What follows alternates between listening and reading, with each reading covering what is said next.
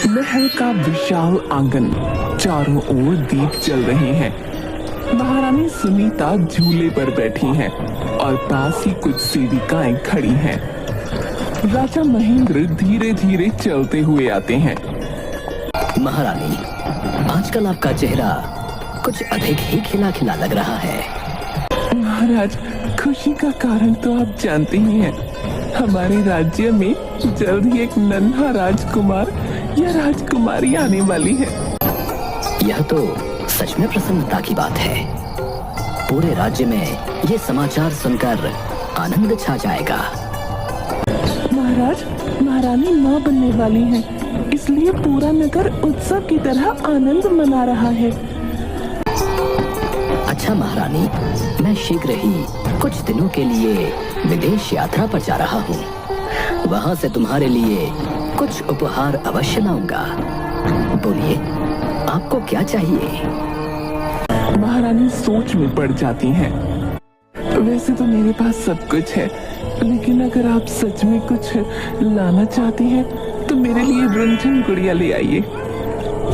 बचपन में मेरी माँ मेरे लिए खास गुड़िया लाई थी, जिसकी पायल से झुनझुन की आवाज आती थी।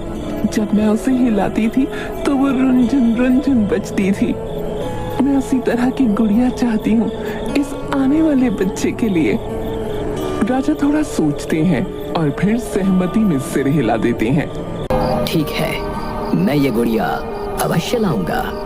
ये मेरा वचन है महारानी। महारानी खुशी से राजा को प्रणाम करती हैं। महल के आंगन में महारानी सुनीता झूले पर बैठी हैं। पास में ही छोटी राजकुमारी सौंदर्या अपनी छोटी छोटी चूड़ियां खनकाती हुई सेविकाओं के साथ खेल रही है। माँ, मेरे पिताजी कब आएंगे? आपने कहा था वो मेरे लिए रुंझुन गुड़िया लाने गए हैं, लेकिन कितने दिन हो गए। महारानी अपनी बेटी को गोद में उठाकर प्यार से उसके माथे को चूमती हैं। मेरी प्यारी राजकुमारी, तुम्हारे पिताजी तुमसे बहुत प्यार करते हैं। वो जैसे ही तुम्हारे लिए रुंझुन गुड़िया ले आएंगे, तुरंत महल वापस लौट आएंगे। लेकिन माँ, वो तो बहुत समय से गए हुए हैं, कहीं वो रुंझुन गुड़िया में ही न खो गए हों।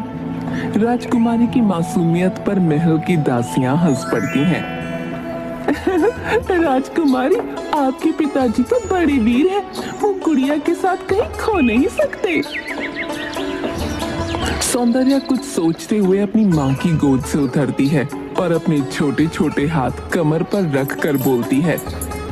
तो फिर वो अब तक आई क्यों नहीं? क्या गुड़िया लाने में 5 साल लगते हैं?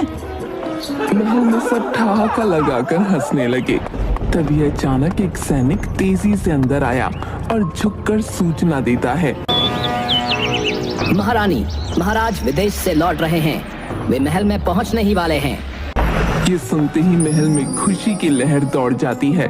सब लोग महाराज के स्वागत की तैयारी करने लगते हैं। ये सुनकर महारानी सुनीता और राजकुमारी सौंदर्या खुशी से उछल पड़ती हैं। महारानी जल्दी से आरती की थाली तैयार करती हैं और राजकुमारी का हाथ पकड़कर महल के द्वार पर जाती हैं। राजा महल में घोड़े पर सवार होकर प्रवेश करते हैं। उनके पीछे रथ में एक सुंदर मगर अहंकारी महिला बैठी होती है। राजा से मिलने के लिए महल के लोग, सैनिक और नगरवासी बड़ी संख्या में एकत्रित होते हैं। लेकिन जब भी राजा के साथ एक दूसरी रानी को देखते हैं तो पूरा नगर स्तब्ध रह जाता है। महाराज अकेले नहीं आए, ये दूसरी रानी कौन है? राजा ने विदेश में दूसरा विवाह कर लिया। ये दूसरी रानी है।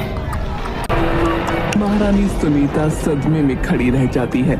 उसकी आंखों में आंसू भर आते हैं। राजकुमारी सौंदर्या राजा की ओर दौड़ती है। पिताजी, आप आ गए। राजा मुस्कुराते हुए सौंदर्या को गोद में उठाते हैं। पिताजी। राजा महेंद्र घोड़े से उतरते हैं और अपनी नन्ही राजकुमारी को गोद में उठा लेते हैं। मेरी प्यारी बेटी,